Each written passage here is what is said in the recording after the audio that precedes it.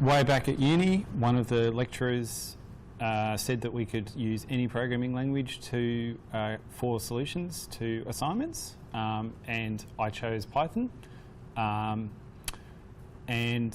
yeah, that's pretty much how I got started. It was the simplest language that I could use to solve the problems.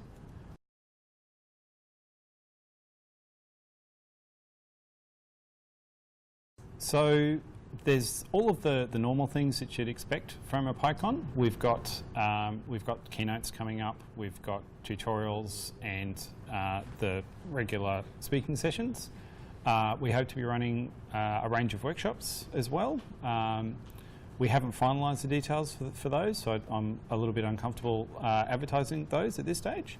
But all the main things, so we've got the dinner coming up as well.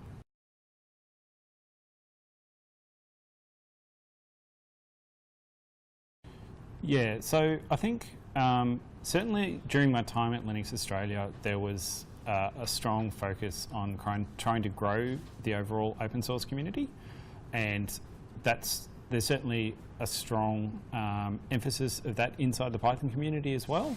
So I think the most important thing is to actually go after the groups that you want to include into the fold. So I think the really important thing is to actually approach people that you want, and not just put call for papers and stuff out there on a web page, but actually approach people that you want to put talks into.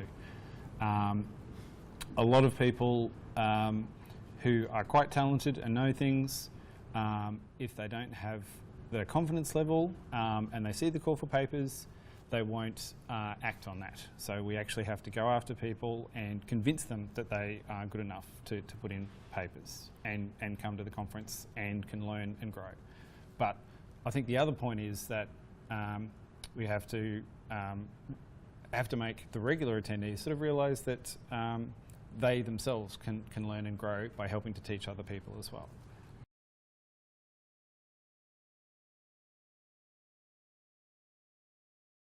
Yeah, well, at the moment, the big thing that we're doing at the moment is making sure as many people as possible know that the call for papers is open, and we want to convince everybody who's got a pet project or has got a particular bit of skill or expertise in a Python project or a language or a toolkit to put in a proposal for a presentation.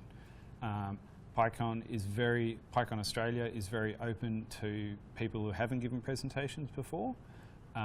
We really see ourselves as a place where speakers of all experience levels can get a fair go.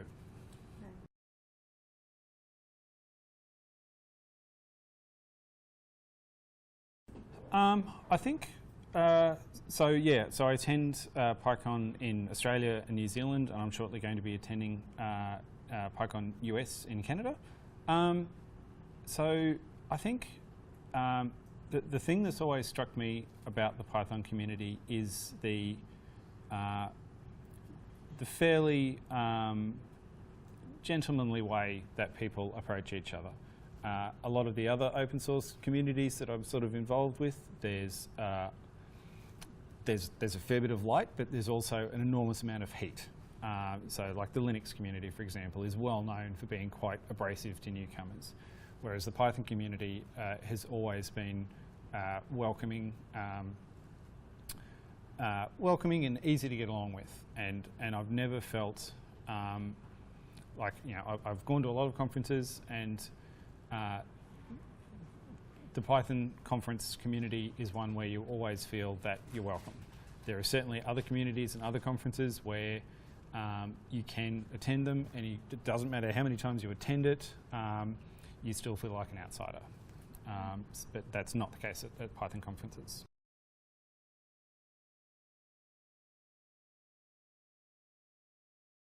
Yeah, particularly for me, the keynotes that I remember, particularly those keynotes where they're calls to action. There was one keynote in PyCon New Zealand that I still remember, which was about improving the experience that people have for installing Python on Windows.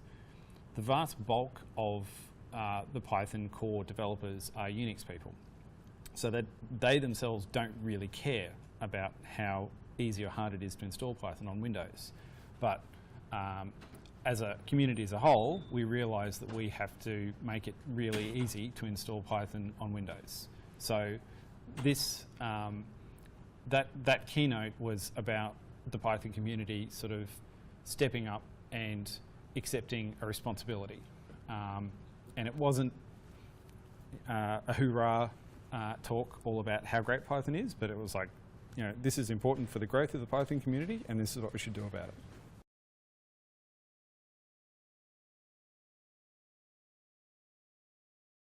Well, today, as we're recording this video, we've sort of had the two extremes of Brisbane weather. We've had a couple of days of not quite torrential rain, but quite bad rain.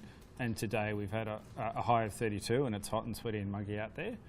But the conference itself will be held during Brisbane's winter, which for me has always been the nicest time for Brisbane.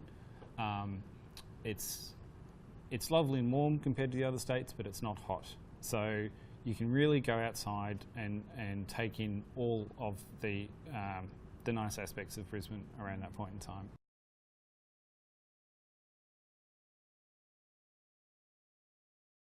The convention centre is right in the heart of South Brisbane, which we call our cultural precinct. So it's right next to a lot of different food venues, and it's also next to the cultural precinct, so the Performing Arts Centre, museums, science museums and libraries.